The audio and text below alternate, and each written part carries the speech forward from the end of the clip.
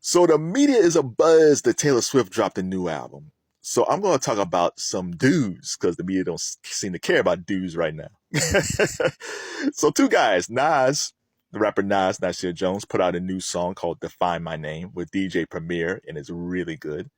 And it marks the 30th anniversary of Illmatic. Illmatic is 30, which is crazy. But this video, I'm talking about the second group of dudes, Pearl Jam. They dropped their 12th album called Dark Matter, and Spin Magazine says they sound re-energized. Pearl Jam always sounds good, so maybe the last album wasn't okay, but still, they're just one of those bands. They're like the Black Crowes. Whenever they go on tour, it doesn't matter what they put out, they're going to put on a show. So whenever Pearl Jam goes on tour, I'm sure they'll be great. But I made a video a few weeks ago talking about my love for Nirvana and Kurt Cobain. And I do have a lot of love for Pearl Jam and Eddie Vedder. So this is my Vedder Pearl Jam video. If you're a super fan and I get some things wrong about Pearl Jam, let me know. But I think I'm okay. But let's go. So the origins of Pearl Jam, if you don't know. Let's go with Eddie Vedder. Eddie Vedder was born in Illinois.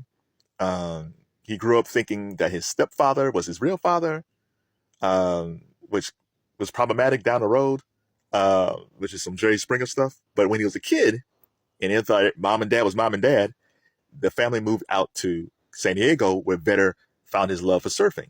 And if you don't know anything about Eddie Vedder, you would never guess that he was a surfer and from California, but he's both. Eddie gets older, really good vocalist.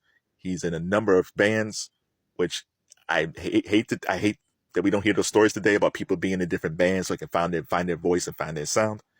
So Eddie is in a band that's like a funk rock band. He's in a band that's like the Red Hot Chili Peppers, but he actually befriends Jack Irons. Jack Irons was the original Chili Peppers drummer before Chad Smith. Jack is friends with Eddie, but he's also friends with Stone Gossard and Jeff Ament in Seattle. They were in the band Mother Love Bone, whose band just disbanded because their lead singer died of a overdose.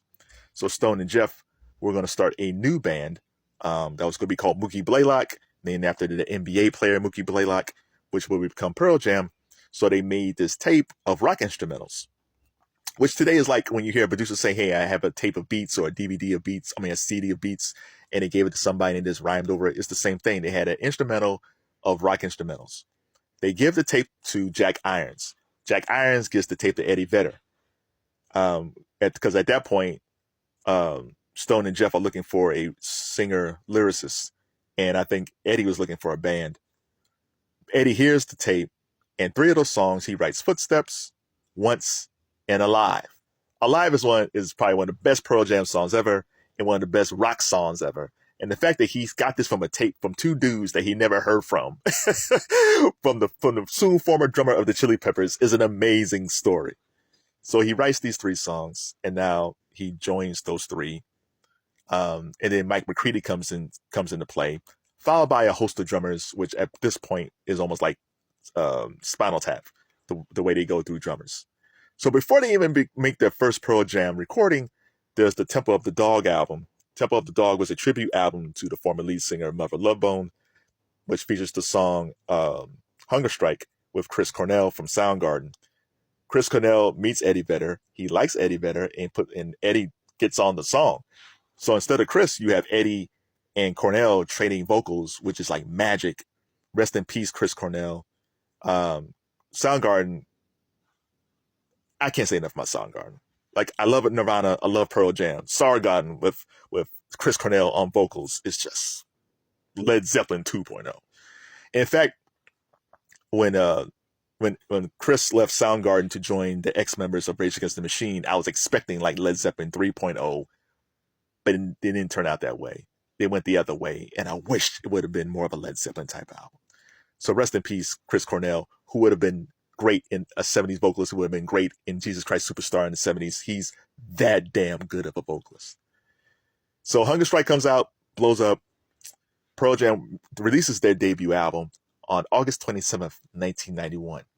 Nirvana drops Nevermind on September 24th, 1991. So Pearl Jam comes out first, but Nirvana ends up blowing up first. And it's because Pearl Jam was on Epic Records, And it seems like whoever's in charge said, don't we have a band from Seattle? And the guy said, yeah, they're called Pearl Jam. Pearl Jam, huh? Put them out. Let's make some money.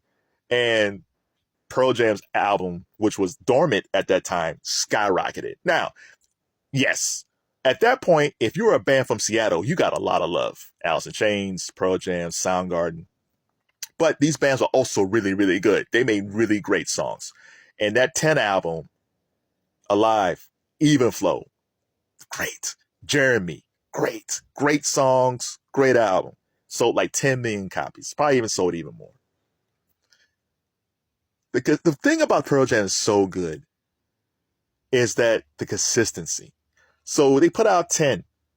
Some artists might say, we can't top this album. Pearl Jam's like, let's try. They end up putting out Versus and Vitalogy, which features, both those albums features 3 of my favorite Pearl Jam songs. Daughter, Better Man, and Dissident. If there was like one Pearl Jam song I could listen on repeat, it's Dissident. Amazing track.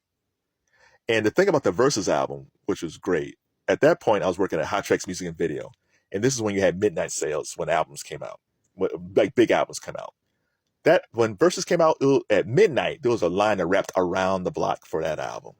Because, and I think that made like, I think it sold like over 800,000 copies the first week. People were just, they couldn't anticipate this album. So that happened in 1993 in October. I think in November that year, it happened again. And that's when Snoop Dogg dropped Doggy Style. The kids don't know how people anticipated albums back in the day. It was an event. So Versus and Doggy Style, I think Doggy Style sold like 1 million copies. So it's an amazing thing. The thing about Pearl Jam that was interesting for that whole Seattle thing is everybody had their own sound. Like Nirvana was influenced by like late 70s punk sound. And Soundgarden was influenced like Soundgarden from the early 70s. And Alice in Chains was kind of in the middle. And it's funny because the only band that sounded like Pearl Jam at all was Stone Temple Pilots when it first came out. Like when Plush came out, I was like, oh, a new Pearl Jam song. And I saw a video. I was like, who's this redheaded guy? It was Scott Weiland. But if you go deeper into that first Stone Temple Pilots album and then the albums after that, Scott Weiland was his own vocalist with his own style. The band was great. It just seems like at that point, if you wanted to get on the radio, you had to sound like either Nirvana or Pearl Jam. Silverchair with Tomorrow, they sounded like Nirvana. STP, initially, they sounded like Pearl Jam. So, and I think Pearl Jam doesn't get enough credit for just being one of the greatest American rock and roll bands. Like right now, I think Aerosmith has that title of the world's greatest American rock and roll band or something like that, which I understand. They came out back in the 70s, but I don't think Pearl Jam gets as much love as they should. And Pearl Jam's like U2, where they can go away for a little while and come back out, and it doesn't matter because whatever they make is going to be good. Yeah, they might not be the chart toppers they were 30 years ago. They might not be able to compete with Taylor Swift on the charts, but you're going to get consistency. Like Bruce Springsteen is in his 70s. The Rolling Stones are in their 80s, and they're still doing it. And I think Pearl Jam is just one of those types of acts that you don't want to mess with them. Eddie had a cancer thing with his throat years ago, but his vocals are just crisp and pure. Stone and Jeff and Mike are just great on when it comes to the band. I miss that today. And there's a lot of talented young folks on TikTok, but record labels just don't want that. Like these Gen X, like I said, I think I said this. Like Eddie's gonna be 60. Lenny Kravitz is 60. Hell, Jared Leto from 30 Seconds from Mars, he's 50. Like Gen Xers should not still be this charismatic and great. Like we need great R&B vocalists again. We need great rock bands. When I look at No Doubt, it's like that's the greatness of the 90s. Why you see Charlie Wilson with Tyler the Creator? That's greatness of the 80s. This era got to get together, man. You don't have to be Pearl Jam and Eddie Vedder, but man, you got to give me something to make me say, okay, the next generation is here.